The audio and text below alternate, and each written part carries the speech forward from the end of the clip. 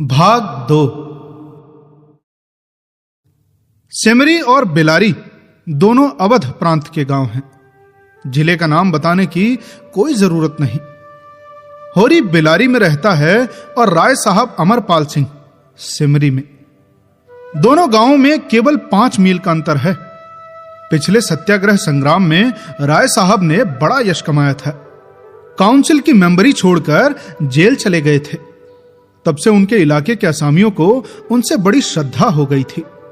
यह नहीं कि उनके इलाके में असामियों के साथ कोई खास रियायत की जाती हो या फिर डांड और बेगारी की कड़ाई कुछ कम हो, मगर यह सारी बदनामी मुख्तारों के सिर जाती थी।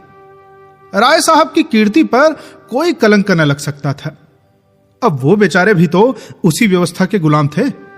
जाब्ते का काम तो जैसे होता चला आया है वैसा ही होगा। राय साहब की सज्जनता उस पर कोई असर न डाल सकती थी। इसलिए आमदनी और अधिकार में जौ भर की भी कमी न होने पर भी उनका यश मानो बढ़ गया था। असामियों से वो हंसकर बोल लेते थे, यही क्या कम है? सिंह का काम तो शिकार करना है। अगर वो गरजने और गुर्राने के बदले मीठी बोली बोल सकता तो उसे घर बैठे मनमाना शिकार मिल जाता। शिकार की खोज में जंगल में न भटकना पड़ता। राय साहब राष्ट्रवादी होने पर भी हुक्काम से मेल जोल बनाए रखते थे। उनकी नजरें और डालियां और कर्मचारियों की दस्तूरियां जैसी की तैसी चली आती थी। साहित्य और संगीत के प्रेमी थे, ड्रामा के शौकीन, अच्छे वक्ता थे, अच्छे लेखक, अच्छे निशानेबाज। उनकी पत्नी को मरे आज 10 साल हो चुके थे, मगर दूसरी शादी न की थी। हंस बोलकर अपने विधुर जीवन को बहलाते रहते थे। होरी ड्योढ़ी पर पहुंचा तो देखा जेठ के दशहरे के अवसर पर होने वाले धनुष यज्ञ की बड़ी जोरों से तैयारियां हो रही हैं। कहीं रंगमंच बन रहा था, कहीं मंडप, कहीं मेहमानों का आतिथ्य गृह, कहीं दुकानदारों के लिए दुकानें। धूप तेज हो गई थी, पर राय साहब खुद काम में लगे हुए थे। अपने पिता से संपत्ति के साथ साथ उन्होंने राम की भक्ति भी पाई थी और धनुष यज्ञ को नाटक का रूप देकर उसे शिष्ट मनोरंजन का साधन बना दिया था। इस अवसर पर उनके यार दोस्त, हाकिम, हुक्काम सभी निमंत्रित होते थे और 2-3 दिन इलाके में बड़ी चहल पहल रहती थी। राय साहब का परिवार बहुत विशाल था। कोई 150 सरदार एक साथ भोजन करते थे। कई चाचा थे, दर्जनों चचेरे भाई, कई सगे भाई, बीसियों नाते के भाई। एक चचा साहब राधा के अनन्य उपासक थे और बराबर वृंदावन में रहते थे। भक्ति रस के कितने ही कवित्व रस डाले थे और समय समय पर उन्हें छपवा कर दोस्तों को भेंट कर देते थे। एक दूसरे चाचा थे जो राम के परम भक्त थे और फारसी भाषा में रामायण का अनुवाद कर रहे थे। रियासत से सबके वजीफे बंधे हुए थे, किसी को कोई काम करने की जरूरत न थी। होरी मंडप में खड़ा सोच रहा था कि अपने आने की सूचना कैसे दे कि सहसा राय साहब उधर ही आ निकले और उसे देखते ही बोले, अरे तू आ गया होरी? अरे मैं तुझे ही बुलवाने वाला था। देख, अब कि तुझे राजा जनक का माली बनना पड़ेगा, समझ गया ना? अरे जिस वक्त श्री जानकी जी मंदिर में पूजा करने जाती हैं उसी वक्त तू एक गुलदस्ता लिए खड़ा रहेगा और जानकी जी को भेंट करेगा। गलती न करना। और देख, असामियों से ताकीद करके ये कह देना कि सबके सब शगुन करने आए। अच्छा, मेरे साथ कोठी में आ, तुझसे कुछ बातें करनी है। वो आगे आगे कोठी की ओर चले, होरी पीछे पीछे चला। वहीं एक घने वृक्ष की छाया में एक कुर्सी पर बैठ गए और होरी को जमीन पर बैठने का इशारा करके बोले, समझ गया मैंने क्या कहा? कारकुन को तो जो करना है वो करेगा ही, लेकिन असामी जितने मन से असामी की बात सुनते हैं कारकुन की नहीं सुनते। हमें इन्हीं 5-7 दिनों में 20,000 का प्रबंध करना है। कैसे होगा समझ में नहीं आता। तुम तो सोचते होगे कि मुस्तके के आदमी से मालिक क्यों अपना दुखड़ा ले बैठे। अरे होरी, किससे अपने मन की कहूं? न जाने क्यों तुम्हारे ऊपर विश्वास रहता है। इतना जानता हूं कि तुम मन में मुझ पर हंसोगे नहीं। और हंसो भी तो तुम्हारी हंसी मैं बर्दाश्त कर सकता हूं, नहीं सह सकता तो उनकी हंसी जो अपने बराबर के हैं, क्योंकि उनकी हंसी में ईर्ष्या, व्यंग और जलन है। और वे क्यों ना हंसेंगे? मैं भी तो उनकी दुर्दशा और विपत्ति और पतन पर हंसता हूं, दिल खोलकर, तालियां बजा बजा कर। संपत्ति और सहृदयता में बैर है। हम भी दान देते हैं, धर्म करते हैं, लेकिन जानते हो क्यों? केवल अपने बराबर वालों को नीचा दिखाने के लिए। हमारा दान और धर्म कोरा अहंकार है, विशुद्ध अहंकार। हम में से किसी पर डिग्री हो जाए, कुड़की आ जाए, बकाया माल गुजारी की इल्लत में हवालात हो जाए, किसी का जवान बेटा मर जाए, किसी की विधवा बहू निकल जाए, किसी के घर में आग लग जाए, कोई किसी वैश्या के हाथ उल्लू बन जाए या अपने असामियों के हाथों पिट जाए, तो उसके और सभी भाई उस पर हंसेंगे, बगले बजाएंगे, मानो सारे संसार की संपदा उन्हें मिल गई है।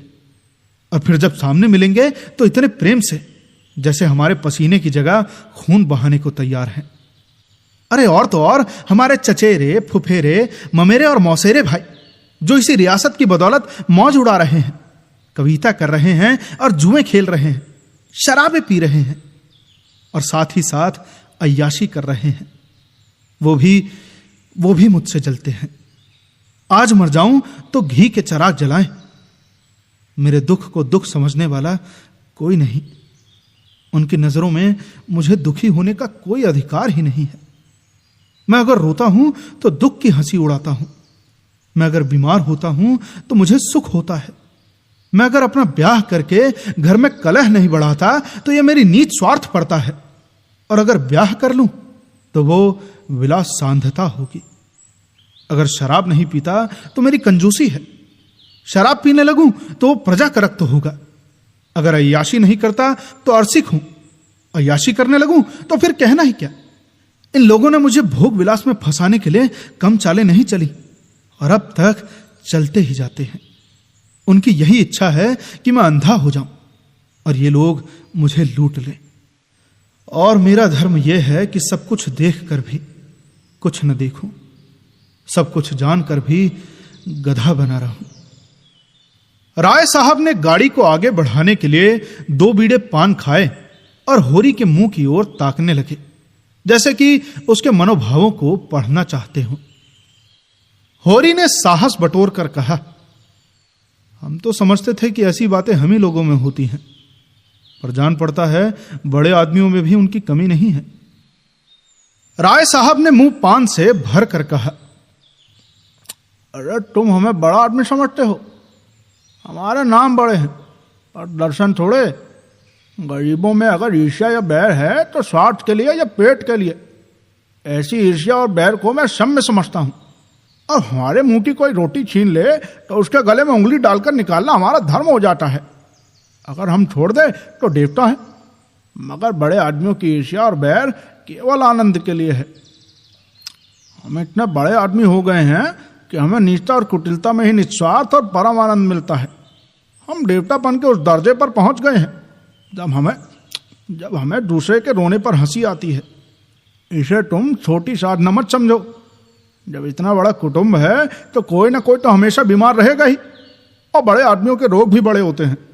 और वो बड़ा आदमी ही क्या जिसे कोई छोटा रोग हो। मामूली ज्वर भी आ जाए तो हमें सरसाम की दवा दी जाती है। मामूली गूसी भी निकल जाए तो वो जहरबाद बन जाती है।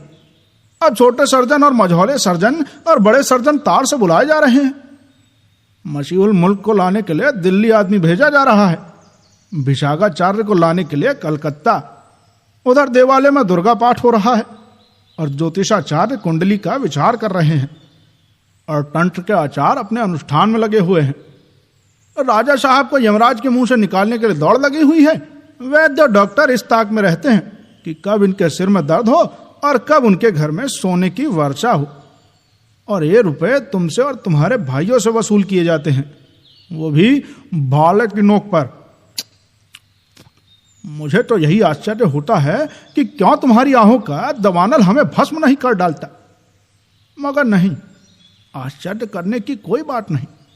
भस्म होने में तो बहुत देर नहीं लगती, वेदना भी थोड़ी ही देर की होती है। हम तो जो अंगुल अंगुल और पोर पोर भस्म हो रहे हैं। उस हाहाकार से बचने के लिए हम पुलिस की, हुक्काम की, अदालत की, वकीलों की शरण लेते हैं और रूपवती स्त्री की भांति सभी के हाथों का खिलौना बनते हैं। दुनिया समझती है हम बड़े सुखी हैं। हमारे पास इलाके, महल, सवारियां, नौकर चाकर, कैद, वर्षाएं क्या नहीं है। लेकिन जिसकी आत्मा में बल नहीं, अभिमान नहीं, और चाहे कुछ हो, आदमी नहीं है। जिसे दुश्मन के भय के मारे रात को नींद ना आती हो, जिसके दुख पर सब हंसे और रोने वाला कोई ना हो। अरे जिसकी चोटी दूसरे के पैरों के नीचे दबी हो, जो भोग विलास के नशे में अपने को बिल्कुल भूल गया हो, जो हुक्काम के तलवे चाटता हो और अपने अधीनों का खून चूसता हो, मैं उसे सुखी नहीं कहता। वो तो संसार का सबसे अभागा प्राणी है। अब साहब शिकार खेलने आए या दौरे पर, मेरा कर्तव्य है कि उनकी दुम के पीछे लगा रहूं। उनकी भौहों पर शिकन पड़ी और हमारे प्राण सूखे। उन्हें प्रसन्न करने के लिए हम क्या नहीं करते। मगर वो पचड़ा सुनाने लगूं तो शायद तुम्हें विश्वास ना आए। अब डालियों और रिश्वतों तक तो खैर गनीमत है, हम सिजदे करने को भी तैयार रहते हैं। मुफ्तखोरी ने हमें अपंग कर दिया है। हमें अपने पुरुषार्थ पर लैस मात्र भी विश्वास नहीं। केवल अफसरों के सामने दुम हिला हिला कर किसी तरह उनके कृपा पात्र बने रहना और उनकी सहायता से अपने प्रजा पर आतंक जमाना ही हमारा उद्यम है। पिछले लघुओं की खुशामदों ने हमें इतना अभिमानी और तुनक मिजाज बना दिया है कि हमें शील, विनय और सेवा का लोप हो गया है। मैं तो कभी कभी सोचता हूं कि अगर सरकार हमारे इलाके छीन कर हमें अपने रोजी के लिए मेहनत करना सिखा दे तो हमारे साथ महान उपकार करे। और ये तो निश्चय है कि अब सरकार भी हमारी रक्षा न करेगी। अब हमसे उसका कोई स्वार्थ नहीं निकलता। लक्षण कह रहे हैं कि बहुत जल्द हमारे वर्ग की हस्ती मिट जाने वाली है। मैं तो बस उस दिन का स्वागत करने को तैयार बैठा हूं। ईश्वर वो दिन जल्द लाए और हमारे उद्धार का दिन होगा। हम परिस्थितियों के शिकार बने हुए हैं। ये परिस्थितियां ही हमारा सर्वनाश कर रही हैं। और जब तक संपत्ति की ये बेड़ी हमारे पैरों से न निकलेगी, जब तक ये अभिशाप हमारे सिर पर मंडराता रहेगा, हम मानवता का वो पद न पा सकेंगे जिस पर पहुंचना ही जीवन का अंतिम लक्ष्य है। राय साहब के माथे पर बल पड़ गए। आंखें निकाल कर बोले, अच्छा चलो, मैं इन दुष्टों को ठीक करता हूं। जब कभी खाने को नहीं दिया तो आज ये नई बात क्यों? एक आने रोज के हिसाब से मजूरी मिलेगी जो हमेशा मिलती रही है, और इस मजूरी पर काम करना होगा, सीधे करे या टेढ़े। फिर होरी की ओर देख कर बोले, अच्छा तुम जाओ होरी, अपनी तैयारी करो। जो बात मैंने कही है उसका ख्याल रखना। तुम्हारे गांव से मुझे कम से कम 500 की आशा है। राय साहब झल्लाते हुए चले गए। होरी ने मन में सोचा, अभी ये कैसी कैसी नीति और धर्म की बातें कर रहे थे और एकाएक इतने गर्म हो गए। सूर्य सिर पर आ गया था। उसके तेज से अभिभूत होकर वृक्ष ने अपना पसार समेट लिया था। आकाश पर मटियाली गर्द छाई हुई थी और सामने की पृथ्वी कांपती हुई जान पड़ती थी।